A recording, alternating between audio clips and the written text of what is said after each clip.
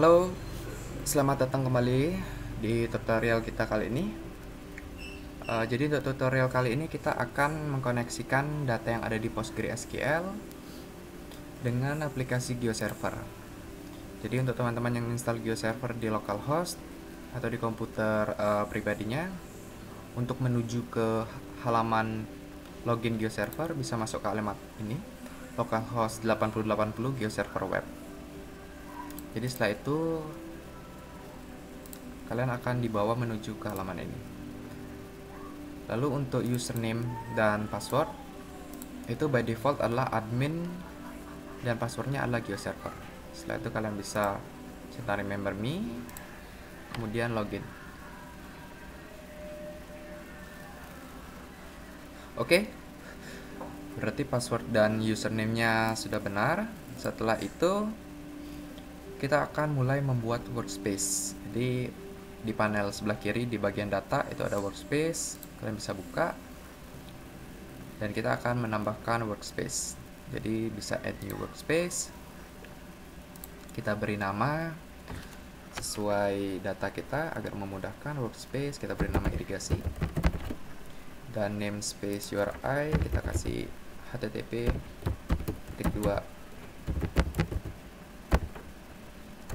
irigasi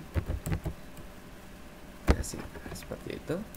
Jadi workspace ini pada dasarnya adalah berguna nanti ketika datanya sudah semakin banyak, akan memudahkan kita untuk mengorganisasi data yang kita miliki. Jadi setelah itu kalian bisa submit. Oke, workspace sudah terbentuk. Jika kalian cari di sini adalah irigasi. Oke, kita sudah punya satu workspace. Oke, setelah kita punya workspace, atau ini bisa diibaratkan sebagai kontainer tempat kita untuk menyimpan data, selanjutnya adalah kita masuk ke stores. Jadi stores ini pada dasarnya fungsinya adalah untuk mengkoneksikan data yang kita punya ke dalam GeoServer seperti itu. Jadi kalau kita add new store, di sini ada banyak pilihan tipe data yang akan kita gunakan.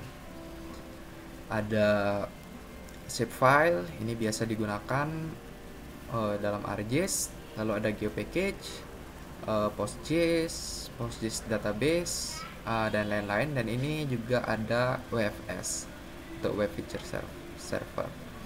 Ini untuk vector data source. Kemudian di bawahnya kita punya jika data yang kalian ingin gunakan di GeoServer adalah berbentuk raster data source. Ada yang umum digunakan GeoTIFF dan seperti ini image mosaic. Karena tipe data yang kita gunakan atau repository data yang kita gunakan adalah PostGIS, kita bisa memilih yang ini, PostGIS database. Kalian bisa klik. Jadi di sini ada beberapa form yang harus diisi, tapi tidak semuanya harus diisi. Kita harus memilih workspace yang kita gunakan. Yang baru kita buat tadi adalah irigasi. Jadi data source name-nya kita beri nama saja, data irigasi, data daerah irigasi Bali, seperti itu.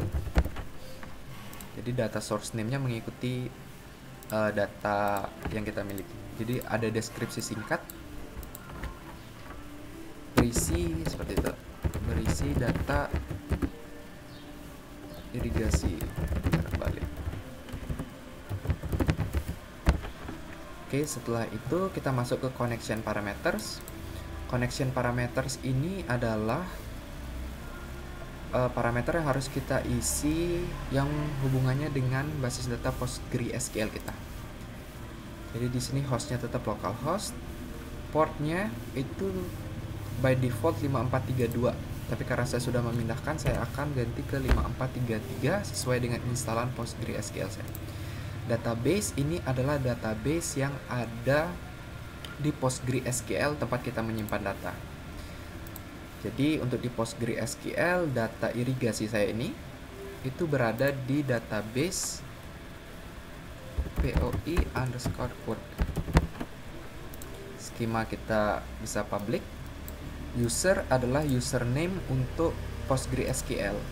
Jadi by default itu adalah Postgres. Dan passwordnya adalah password yang teman-teman gunakan untuk masuk ke dalam PostgreSQL. Itu di sini ada beberapa koneksi yang boleh kita lewati atau parameter yang boleh kita lewati, lalu kita save.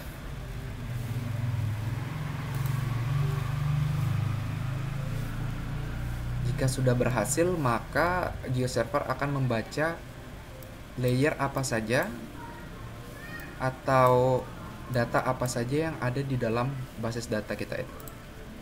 Untuk kasus saya, database POI World itu memiliki data irigasi, jalur gabung, new POI, hingga POI new admin. Sekarang kita akan mempublish data ini. Jadi kita akan menggunakan data irigasi dan kita akan publish.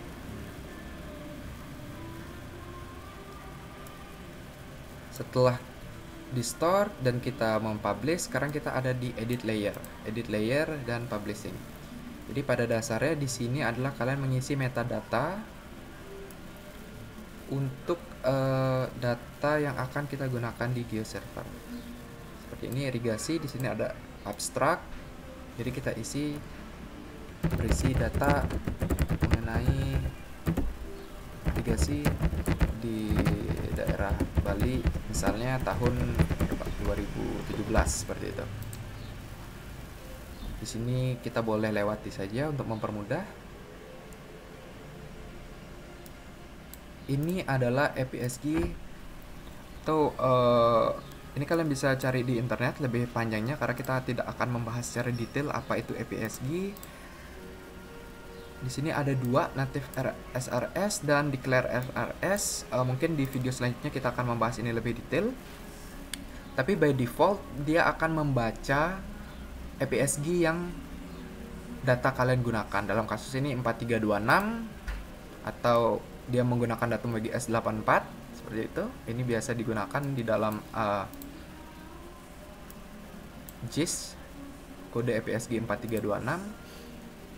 Terus kemudian kita gunakan saja yang keep native karena di sini ada dua, native dan SRS. Seperti yang saya katakan tadi, kita akan membahas mungkin di video selanjutnya. Kemudian kita akan masuk di bounding boxes. Untuk bounding boxes kita bisa klik compute from data. Di sini juga compute from native bounds. Jadi pada dasarnya dia akan menghitung untuk min x berapa nilai minimal seperti ini, min x, min y, dan max x atau max y, pojok kiri bawah dan pojok kiri atas dari data kita, lalu mendapatkan koordinat-koordinatnya seperti itu. Lalu kemudian di sini ada feature type details. Ini adalah kolom atau atribut dari data kita. Jadi setelah itu kalian bisa save. Lalu kalian bisa cari di sini irigasi. Ini ada irigasi. Ini ada beberapa data yang pernah saya gunakan. Kita akan fokus di sini. Oke, setelah sukses kita mengedit layer, sekarang kita akan mencoba untuk melihat data kita di layer preview. Kalian bisa cari irigasi. Untuk layer preview yang biasa kita gunakan adalah open layers. Kita bisa klik di sini.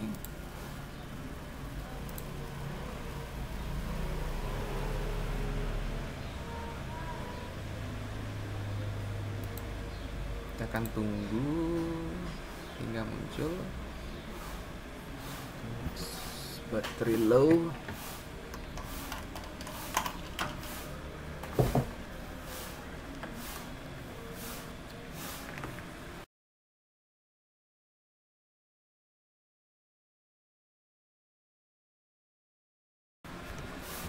Oke, ini adalah data irigasi kita yang sudah bisa di layer preview dengan menggunakan GeoServer. Jadi memang stylenya kita belum masukkan sekarang. Jadi mengulas sedikit untuk layer preview yang tadi kita bahas di edit layer bounding boxes. Pada dasarnya ini adalah nilai min x min y dan pojok kanan atasnya adalah max x max y. Jadi dia GeoServer secara otomatis sudah menghitung sehingga begitu data di load, data itu dengan sempurna sudah tampil seperti itu. Kita bisa balik atau teman-teman bisa klik di sini. Ini atributnya sudah mulai muncul. Ini adalah common format yang biasa digunakan agar mudah. Itu biasa di open layers, lalu akan muncul ini. Tapi ada juga all formats di sini dibagi menjadi dua, WMS dan WFS. Kembali lagi kita tidak akan membahas protokol WMS ataupun WFS apa bedanya. Cuman untuk kebutuhan kita kali ini untuk open layers itu sudah cukup agar bisa kita menampilkan data. Tapi jika teman-teman membutuhkan datanya dalam format lain, di sini masih terdapat banyak pilihan seperti misalnya yang biasa digunakan GeoJSON atau mungkin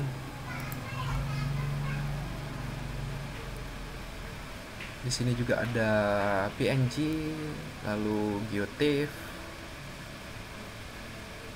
dan ini juga ada save file. Ini adalah tipe data untuk GeoJSON.